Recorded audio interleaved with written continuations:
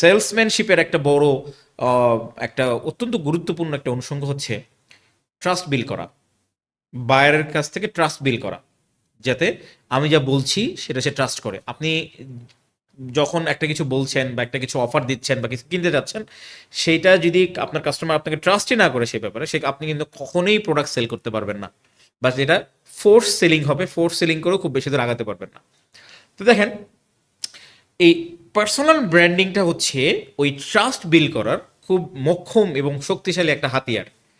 এবং আপনি যেরকম বললেন যে এখন অনলাইনের যুগে এই ব্যাপারটা খুব ইজি। আগে টেলিভিশনের যুগে ব্যাপারটা খুব এতটা ইজি ছিল না, খুব অনেক সময় সাপেক্ষ ছিল, অনেক এক্সপেন্সিভ ছিল, সবাই এটা করতেও পারতো না। কিন্তু এখন অনলাইনের দুনিয়ায়, সোশ্যাল মিডিয়ার দুনিয়ায় এই ব্যাপারটা অনেক বেশি ফ্রি হয়ে গেছে, চিপ হয়ে গেছে এবং অনেক সহজতর হয়ে গেছে। যার ফলে এখনকার দুনিয়ায় পার্সোনাল ব্র্যান্ড করাটা অনেক বেশি সহজ আজকে থেকে 10-15 বছর আগে। তো অনেক বেশি সহজ আজকে থেকে 10-15 বছর আগের তুলনায়।